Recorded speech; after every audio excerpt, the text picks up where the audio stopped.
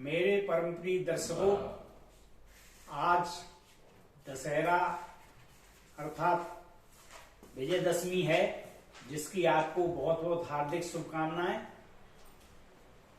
आज मैं इस के बारे में विश्लेषण करना चाहता हूं कि विजयदशमी है क्या।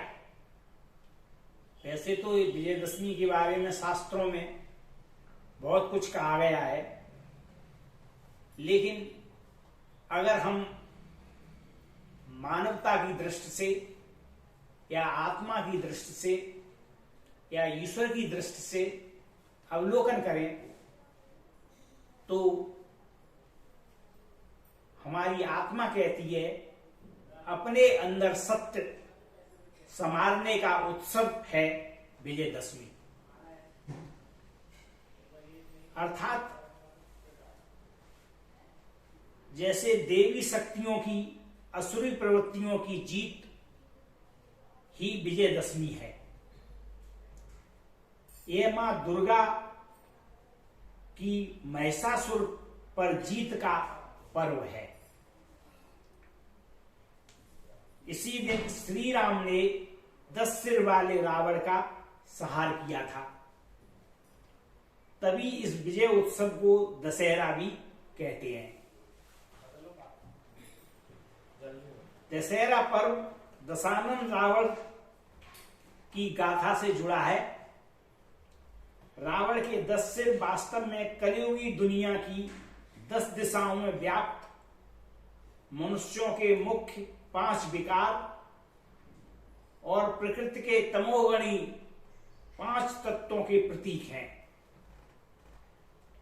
ये पूरे विश्व में व्याप्त तमाम नकारात्मक शक्तियों के स्वरूप हैं, जिसके प्रभाव से मनुष्य, प्राणी और प्रकृति की वृत्ति, स्वभाव और वातावरण दूषित होते हैं। मानव, जीव जंतु और प्रकृति दुखदायी हो जाती है। संसार दुखमय बन जाता है।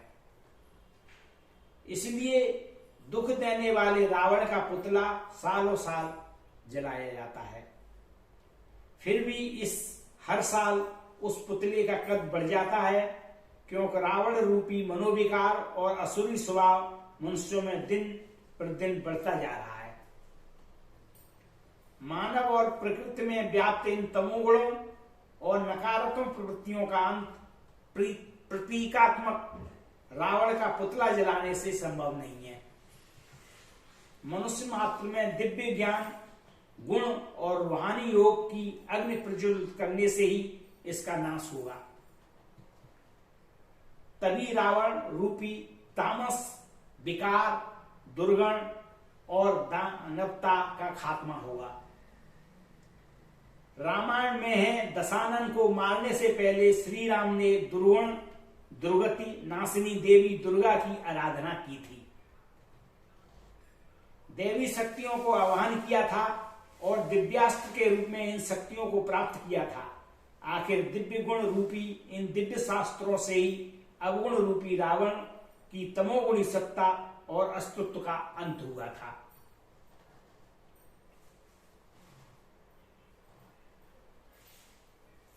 आखिर दिव्य गुण रूपी इन दिव्य शास्त्रों के अवगुण रूपी रावण को की तमोगुणी सत्ता और अस्तित्व का अंत हुआ था। पुराणों के अनुसार श्री रामचंद्र मर्यादा पुरुषोत्तम है। इसका अर्थ है ईश्वरी मर्यादाओं का पालन करने वाला मनुष्य ही पुरुषों में उत्तम है।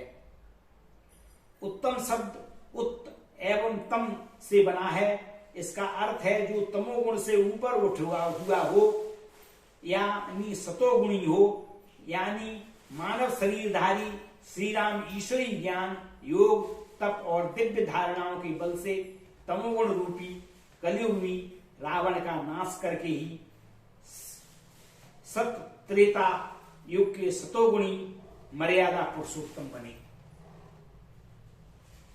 इस प्रकार विजयदशमी पर अष्टभुजाधारी देवी का महिषासुर वध भी सतोगुण की प्रधानता से तमो प्रधानता पर विजय को प्रतिपादित करता है। देखा जाए तो देवी दुर्गा की अष्टभुजा 8 देवी शक्तियों का प्रतीक है, जो सतोगुण प्रधानता का भी स्रोत और सूचक है। ज्ञात रहे, महिषासुर और उसके अंश और वंश शुभ निशुंभ आदि आसुरी तत्वों से मानव और देव संपदा की रक्षा के लिए परमात्मा शिव ने आदि शक्ति शिवा को ज्वाला देवी के रूप में जन्म दिया था। परमात्मा शिव के सर्वोच्च ज्ञान और योग बल तथा देवी गुण रूपी दिव्यास्त्रों को प्राप्त करके शिव शक्ति दुर्गा दानवी दुर्गुणों की संहारक और देवी सद्गुणों व सतो प्रधानता की संरक्षक एक दुर्गा देवी बनी थी। ऐसी देवी सत्ता का सही ज्ञान, दर्शन, परमात्म योग, विधि और ईश्वरीय सत्संग के सानिध्य मात्र से ही मानव का समस्त पाप, अवगुण, अपवित्रता और नकारात्मकता का नाश कर सकती है। मनुष्यों में ईश्वरीय ज्ञान, योग शक्ति और देव गुणों का विकास हो सकता है। इससे मानव के अंदरूनी और बाह्य जगत में दानवी प्रवृत्तियों का विनाश और दैवी संपदा, देवी संस्कार, सतयोगी सतो प्रधान संसार का संचार हो सकता है। उसे ही हम दसों दिशाओं में सत्य की असत्य के रूप में विजय यानी सच्ची विजयदशमी का उत्सव कह सकते हैं। तो एक सबसे बड़ी बात यह है कि हमने नया मंदिर का निर्माण दशमी में किया है और इसका उद्घाटन हवन के रूप में करके हमने सच्चे रूप में विजयदशमी की प्रतिष्ठा को स्थापित किया है।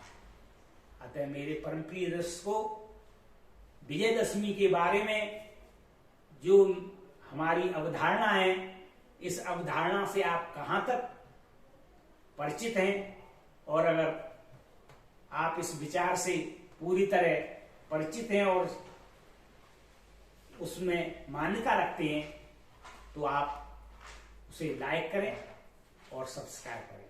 धन्यवाद।